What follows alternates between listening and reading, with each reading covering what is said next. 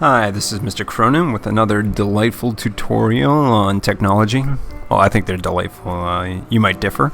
But today's topic is going to be about our calendar program, which is very closely associated with our mail program. If you haven't checked it out yet, well, shame on you. No, I'm just kidding.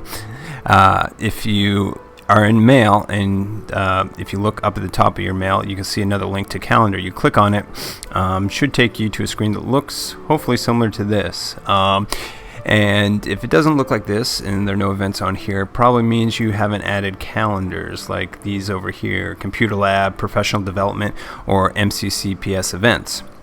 If you haven't added these yet, what I would recommend doing is clicking on this little plus button next to other calendars. And what you can do is search for MCCPS. Now, I've already done that, but you can click search. And what it will do is load the different calendars which you can add in there: MCCPS events, professional development, or the computer lab. And you can click to add these calendars to your calendar. And once you do that, they will all appear here. And you can choose nice, beautiful little colors for each one, so you can tell the different events apart from each other. You can also add in events to your own personal calendar by just clicking on the appropriate date and maybe entering in a description. I'll call this, let's see, it's Sunday. Well, I'm going to be sleeping. And I won't add that to the computer lab calendar because obviously, who wants to know when I'm sleeping in the computer lab? But I'll add it to personal events. And I'm going to edit event details. This will bring up another screen where I can put in a little more information, like whether it's an all-day event or whether it's from a specific time or not. By clicking the all-day on and off, if you click it off, you can then add individual times in there. Just as a note, in Safari, doing these date ranges is a little bit tricky. In fact, in some cases it may not work. So as always with email and calendar, I'd recommend using Firefox. It's a little more effective just overall. But if you're desperately in love with Safari and using it here is the only thing that you do, by all means go ahead. Just be forewarned that adding date ranges or time ranges for events on the calendar is a little more difficult. So use Firefox. The end. So you can add individual dates and details and of where the event may be, or descriptions of the event altogether. I'm going to click cancel though. And one really sort of neat feature is to be able to share information across with other people. So you can see that we've been sharing the computer lab, professional development, and MCCPS events. So for instance, this session here is listed, and if you get the professional development calendar, you should be able to see this event. So it's a great way to sort of share information, see what is going on for the day, and what may be going on in the school in general. One thing you might like to do is create a calendar for your grade level or your particular subject area. So for instance, you want to create a calendar for your grade level. Next to My Calendars, you can click this little addition button and a calendar will appear. And let's say I want to create a calendar for, we'll do the 7th grade. And we'll do 7th grade calendar. And description, we'll do Miss Barnett and Miss Youngblood Rock. And let's say we'll do location Marblehead, MA. Country and time zone are listed here.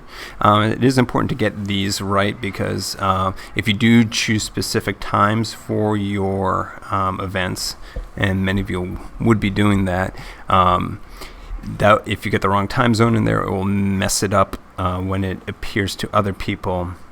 So for instance, if somebody is in the Eastern time zone and you've got this set for Central time, it will probably be an hour off. Another great thing to do with this calendar as well is to share it, because sharing is caring. And one of the things you can do is share this, like if you want to put assignments for exhibition up there or field trips or things like that. I'm going to share this information with everyone. Now, of course, a warning comes up asking you if you're sure you want to do that. And since hopefully in this calendar you don't need to put any personal information like doctor's appointments or when you're getting that thing that's growing on your back removed, you can share it. Click yes. And another thing you can do as well is share it with specific people so they can add in information as well. So let's say I want to share this with Janet. You can see her name pops up. I'll click on that. And instead of just seeing all event details, I'm going to change Janet's settings so she can make changes to events. So that means she can create her own events on this calendar if she's got an assignment to add or add more detail into something that I created. And we'll put Danielle in here as well. And I'll click on her. She'll pop up and she can make changes to events as well. And once that's all done, I can create the calendar. And again, it warns me it'll be invisible to the entire world, including Google searches. But yes, that's okay. And now you should see appear over here the 7th grade calendar, which you can, again, choose to have it appear its own nifty color. We'll do this puke green. There you go. So any events for that particular calendar will appear in my calendar as puke green. So if I want to add an event, let's say on Wednesday, I want to add an event of we'll be playing computer stuff with 7th grade. Now I don't want to add it to the computer lab, I actually want to add it to the 7th grade calendar, and I'll create the event and it should appear down there. The events that have the colored are all-day events. The ones that are just the colored text itself have a specific time associated with it. So this was an all-day event. Another interesting thing that you might want to consider doing is adding it to your web page as well, so parents and other people can take a look at it. You could also send it as a link in an email, but what you can do if you click on calendar settings is, since I am sharing this publicly, is look at different addresses, and if you click on HTML, box pops up. This gobbledygook up here is actually the web address for this particular calendar. And now it says you can embed it in your website or blog, which I'm sure all of you want to go out there and add these calendars to your blog. So, you can go nuts. And you can, if you click on the link itself, you'll see what somebody at home might be looking at. Now, in this case, they're looking at a whole vast of empty space because I've only added one event. But in theory, if you get the information in there, you get due dates due. This is a great tool to sort of update assignments sort of dynamically. Instead of handing out that one exhibition calendar at the beginning of the trimester, you can update it as you go, change events as you need to sort of reflect what's going on in the classroom, and not sort of be chained to a calendar which was passed out months ago and is no longer accurate. So even if you are planning backwards, things do get in the way. So it's a great way to sort of keep people up to date. But I'd also recommend too, if you do change something on here and it's something that somebody was expecting to happen at a certain time, you might want to let other people know. So don't just change it on the calendar and assume everyone's going to be checking it, because they don't always, as Nina and I can probably tell you. But you can create your own calendar, update it dynamically. You can share that information with people. You can add several faculty members to this so you can all input your dates into one calendar, and you don't even need to be in the same room at the same time doing it. You can do it as you go and see what other people have up there. So it's a great sort of way to share information and get the word out.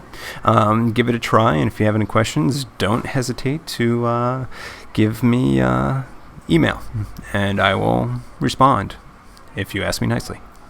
No, I'm kidding. You don't even need to ask me nicely, but you probably should. All right. That's enough for today, and thank you for your time.